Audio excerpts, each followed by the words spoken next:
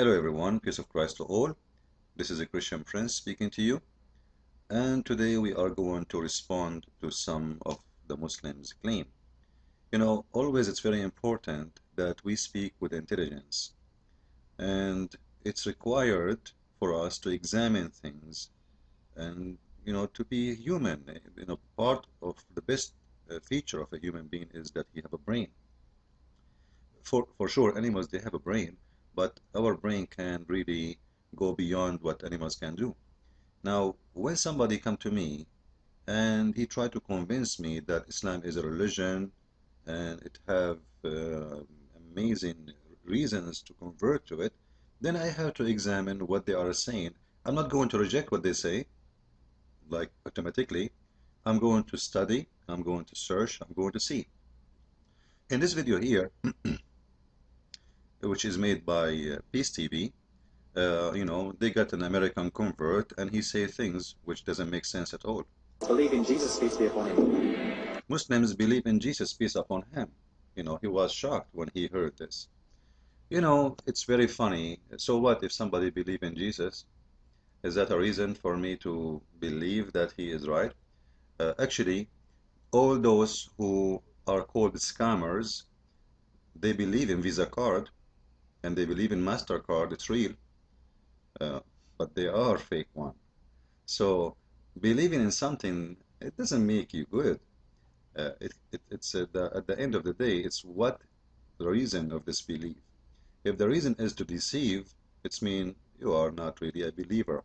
And Muhammad, he told them that I believe in Jesus as a prophet of God, but the reason he need the accreditation of Jesus, the name of Moses, the name of all the Jewish prophets, this is why he used their names to fool people like you. Because denying them is not going to help him. He know that those are very well known, established names, and people believe in them all over, especially at the time of Muhammad. There was only two growing huge religion. We can say the Jewish did not grow really, but Christianity was growing very fast, and Muhammad he have no choice actually except to go through Christianity to claim to be a prophet. Let us examine the second thing. I'm just going to go in short respond, and then we go in deep. We'll choose one of those reasons, and then we will go deep for them. The second thing I found out about Islam was that Muslims believe in one God. He found that Muslims believe in one God. This is really funny. That's like, do Christians even believe in three gods? If you go to the first page in the Bible in Genesis, it says, worship your God alone. Alone. Like, do you know what alone mean? So it's very funny to say that I converted to Islam because I discovered that Muslims believe in one God. Okay, well, the people who worship Satan, they believe that he is the only one God. Does that make them a religion of truth? It's very stupid argument again. Believing in one God or 10 or 50 is not the reason. If they are real or not, this is the reason.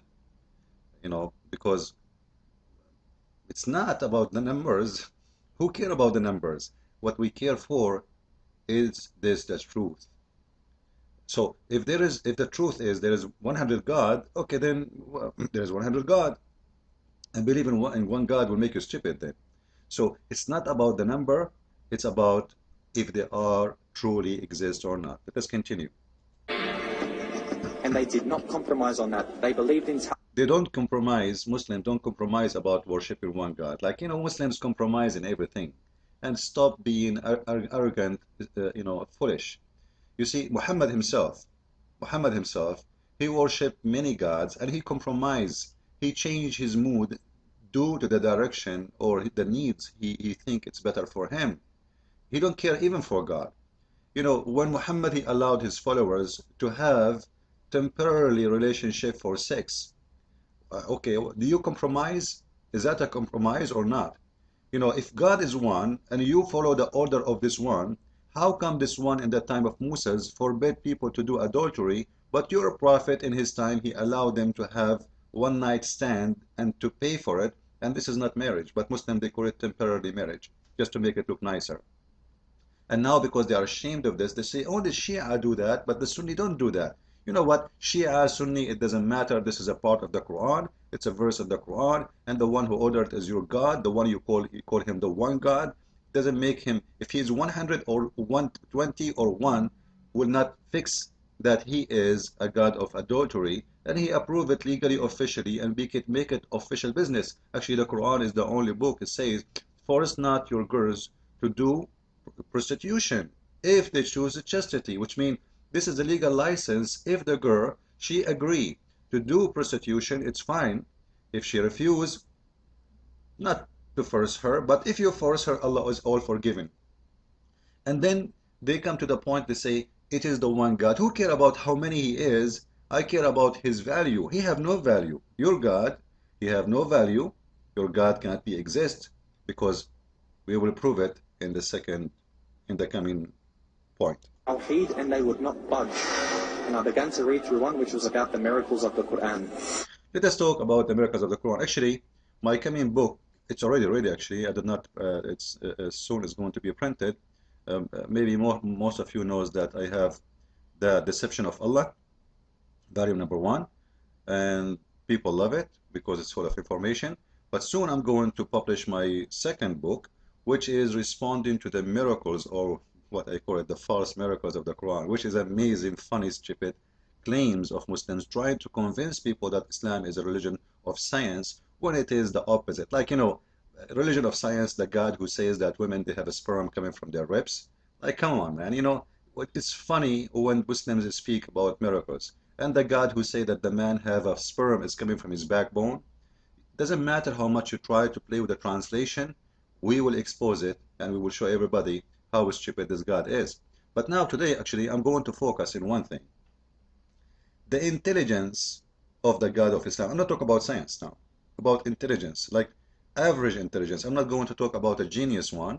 I'm not going to say, let us see if God of Islam is an amazing genius God. If we go to chapter 2 in the Quran, and actually this story appears in many sides of the Quran, chapter 2 verse number 34, chapter 7 verse number 11, chapter 15 verse number 31. So, like, there is many places, 1761, many places tell us something about this God. And that story, simply, just to make it simple, when Allah, this is in the start, before the creation of Adam, Allah told the angels that he is going to create a creature, and that creature is the human. That human supposedly is going to be Adam. And let us go to the English version of it so you can read with me, actually. Sorry for clicking in the Arabic one. You can go to Yusuf Ali, you can go to Shakir, and by the way, all of them, they are fast translation, because Muslims try to make their book more beauty and more appealing by giving them this false translation. However, if we go here, Allah is speaking to his angels, telling them, I'm going to create someone in this earth. And the story actually started from verse number 30 here, as you see it. Allah came to the angels and he told them that he is going to create someone to inherit the earth. And they said, and the funny, by the way, Allah is saying he will create someone to inherit the earth, but he created him in heaven. And heaven in Islam is not on the earth. And we proved that in our book, the volume, The Deception of Allah, which is proving another mistake in the Quran, because there's a contradiction in that point. However, here when Allah, he said he's going to create Adam, the angels right away said to him, are you going to create someone to do mischievement and shed blood? Then Allah, he did reject their claim. And he told them, I know what you know not. Which means what you are saying about Adam will do mischievement and he will shed blood. This is absolutely a lie. So then Allah, he decided to prove to them that they are stupid, ignorant, who do not know anything. And how Allah, he did this? And by the way, the Quran take the story, or some of it, from the Bible as usual, but he make it funny, stupid, it doesn't make sense. So Allah taught Adam all the names of all things. Then he placed them before the angels and he said, tell me the names of those, of these, if you are right. If you are right about what? If you are right about your claim that Adam will do mischievement. So the whole purpose of this examination or this test, that you will answer for those names.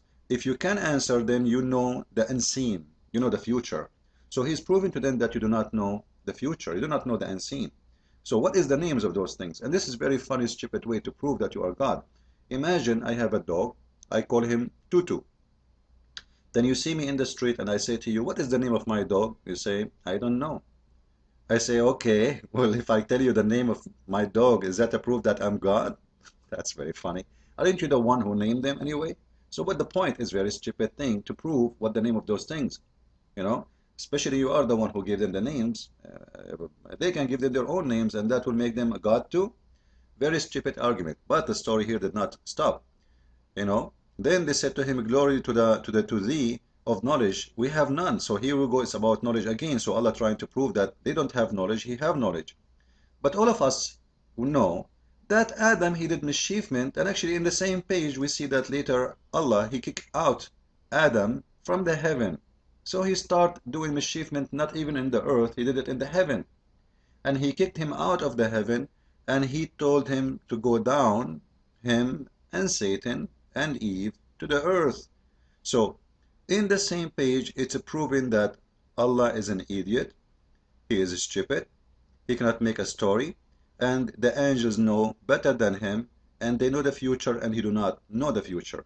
And one of the things Muslims, they say that Allah, he is the Almighty, who knows, he is the only one who knows the future. Actually, there's a verse here saying that, you know. So then, the story continue, and we see that because the angels, they ask, they question how Allah will create Adam, who is going to do mischievement, and Allah reject that, and he proved to them that they do not know the names, which means they do not know that Adam who would do that, and this is false. Then later he ordered all the angels to bow down to Adam, which is very funny again, because they did accuse Adam of a lie, which is absolutely not a lie, because all of us, we know that even the verse here is going to show you that Allah, he kicked out Adam from heaven. He ordered all the angels to bow down to Adam, which means that when Muslims, they say that we don't compromise with worshiping one God, it's absolutely false, because Adam himself was God in a certain point for the angels, because when Allah himself, he ordered the angels to bow down is not an act of respect, not an act of respect. Muslim, they will say to you, we bow down only to Allah. Okay, well, this is your God. Allah himself is ordering the angels to bow down, which means he is the first one ever in the history of mankind who order someone to bow to a human, and that even an angel, not even a human being, which is even more ugly, because angels, they commit no sin. But actually in Islam, angels are sinners. Like, you know, in Christianity, when the angel commits sin, that is a fallen angel, we call him Satan.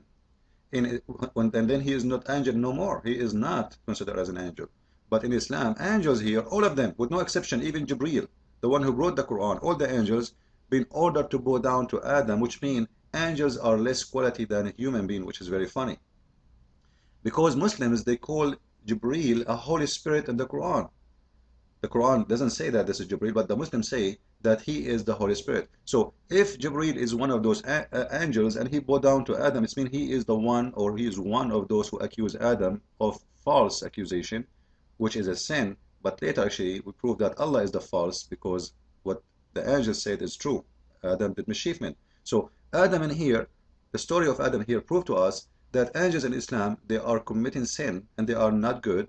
And that proved that the Holy Spirit of the Quran cannot be the angel Jibreel, because we cannot call someone a sinner even for once, a Holy Spirit. Holy is holy and never commit sin.